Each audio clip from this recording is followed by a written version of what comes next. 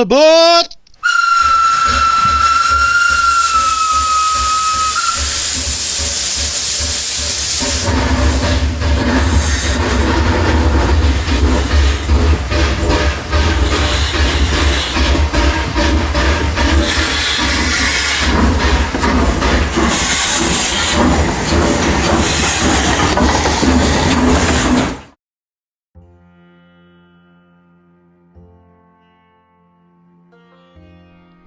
Hello and welcome to this what will be an epic build of a really trash £10 eBay loco. I've took some of the paint off on one side, testing IPA as a remover, not India Pale Ale, that didn't work, but it's isopropyl alcohol. Anyway, this one was, I don't know whether it's been a kid paint or an adult paint, but this build's being done for the DMC Diecast and Modelers community on Facebook and on YouTube as part of their Anything Goes build. Anyway, here I'm testing the motor, and as we can see, it's working. It does get a service. The chassis has been played around with a lot in the past, and it had been given lighting, and it wasn't the bit. It was clever, whoever had done it, but it weren't the best of installations. And here I'm stripping the motor to service it, give it a clean up, and etc, etc. And here we are, the isopropyl alcohol. That'll see service later, stripping the paint off the body shell. I used various methods. Here we go.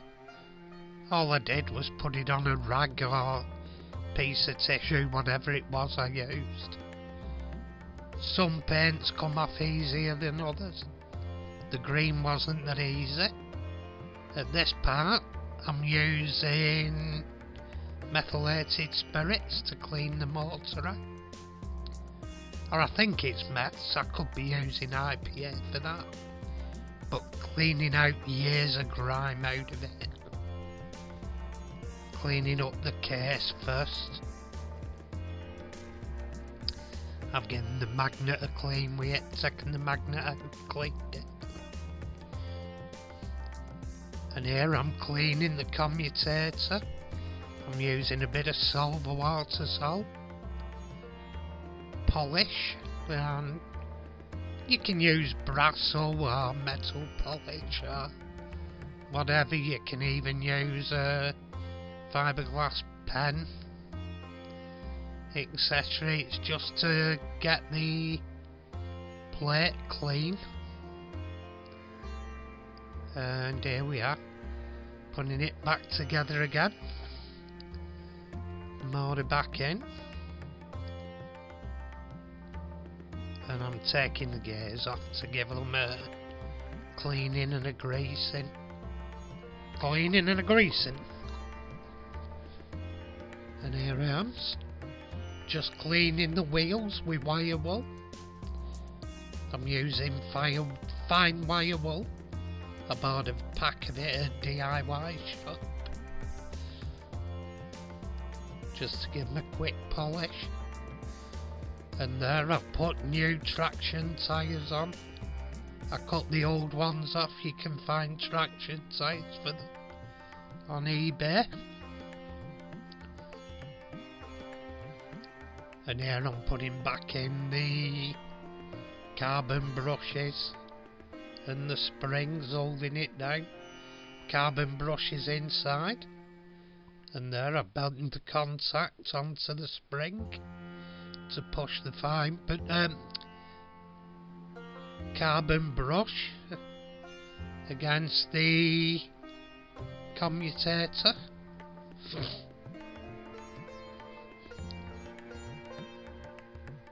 And here I'm just dabbing on bits of oil one on the main bearing, and here I'm dabbing bits on the gears, etc. Don't need too much. In fact, these Lima gears actually on these, because they were nylon, Lima advertised them originally as self-lubricating with no lubrication on, but I wouldn't do that.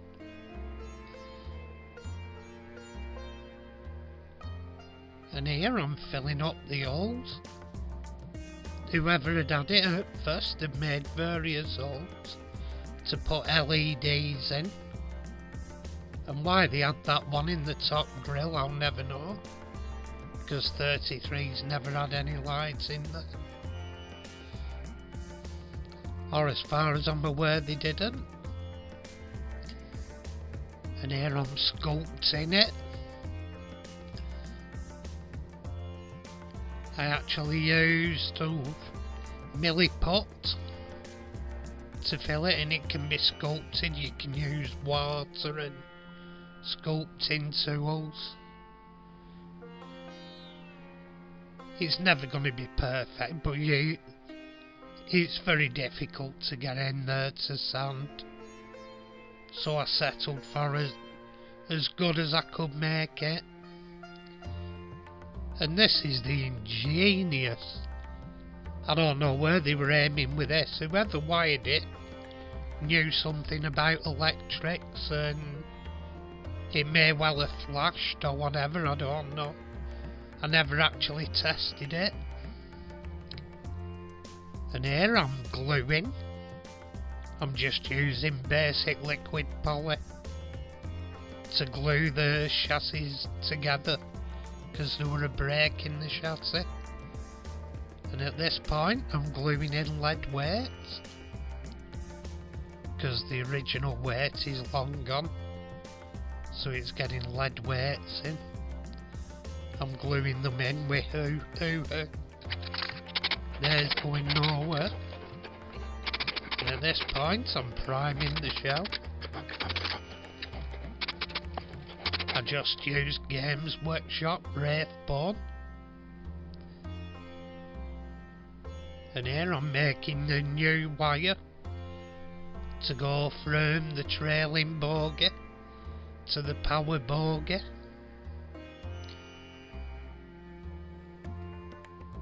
And here I'm gluing it on, soldering it onto the power bogie.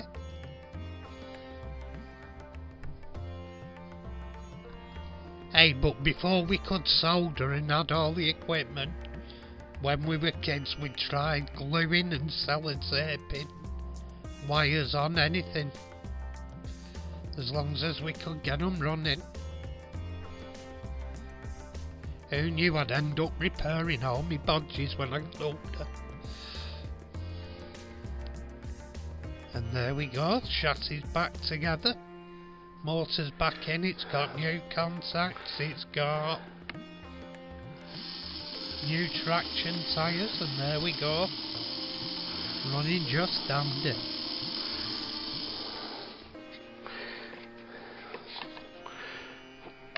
So, quite good though. Happy days. Looks like I'm moving the lights around.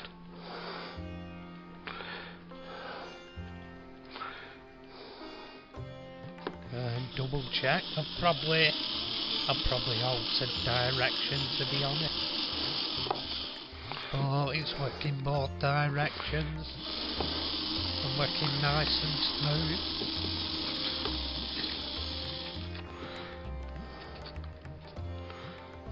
I often try multiple wheels, different directions.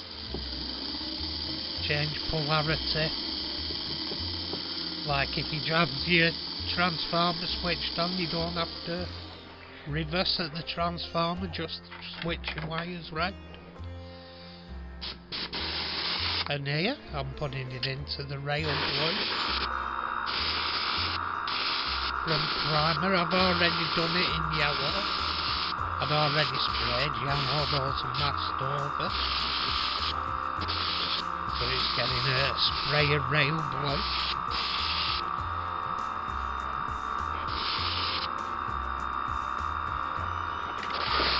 And second coat.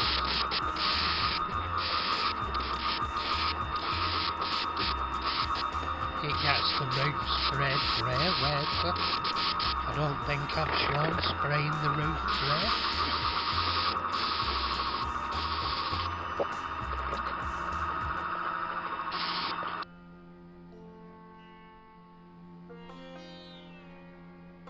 There we go, I'm just touching up the bits where the masking leaked a little. It's not a great deal, or if I've missed spraying with the yellow, you always end up touching up a little bit with brushes after it's one of them unavoidable things. And here I've used what's called washi tape, W-A-S-H-I. It's a good replacement for Tamiya tape. As will be seen here, it goes on easier and everything than Tamiya, gives a nice crisp line. And here I'm dipping in the screen unit into floor polish, and once it dries it'll be nice and crystal clear. And at this point we're starting to decal.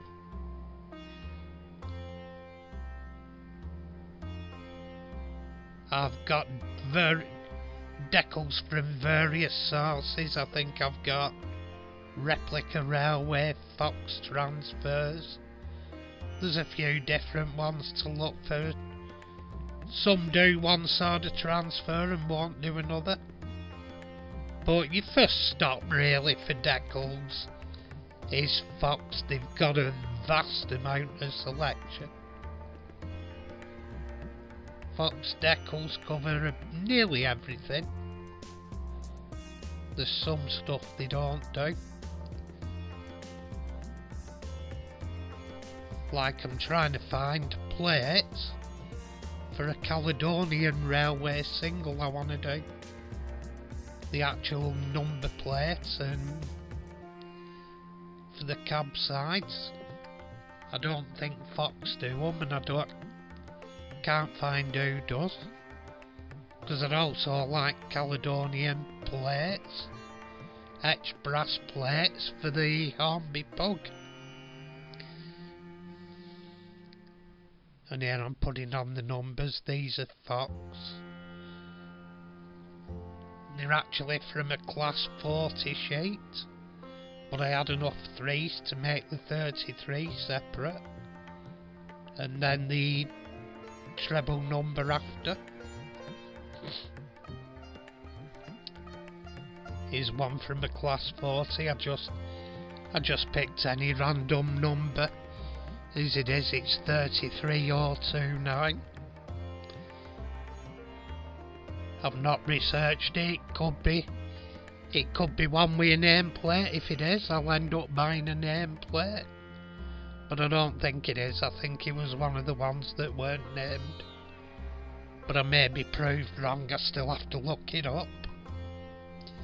It's a bonus if it does get a nameplate, but it's really, this one's just for a bit of fun, to see what I can do with dirt cheap. Lima HO33. Because they've got to be one of the cheapest little diesels you can get, and they're a cracking little model. They're basic. They're changing hands for more money nowadays than they did when I was younger. When I was younger, it was easier getting rid of a doors of the clap than getting rid of one of these. You could get them for pennies, literally.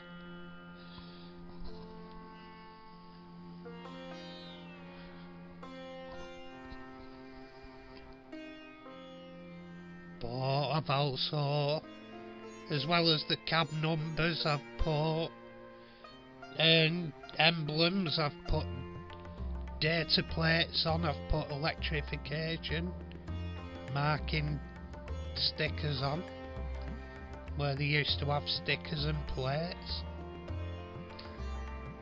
to warn you of overhead wires. Also on the front I'm putting the blue stars on over the sides for, forget what the blue stars for, it signifies something, maybe train heat I think or whatever. And here I'm using Umbro Clear Fix to make the lenses in the cab lights. Just dab it in with a cocktail stick. And here I'm starting to do a bit of detailing and weathering.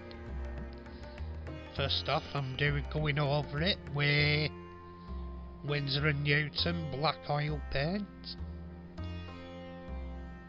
I've used terps to thin it a bit out where spreading it around easier to wipe off. And now I'm using a Vallejo wash, a black wash, to drop into the vents or grills, etc. Areas I want to mark down. Later on you'll see it, I'm going to be dry brushing it to bring out the details overhead, the highlights. I'm just doing the buffers silver. I've actually put buffers on because all the buffers were broken off the model. I didn't get that on video, but there weren't a single buffer left on it, so it's got a little bit bigger Hornby buffers that look better than the pinhead lima buffers it got originally. And here I'm just using a Citadel. I'm using a Citadel dry brushing paint, a grey. Well, it's more of a white than a grey, just to bring out the highlights and bring up the detail.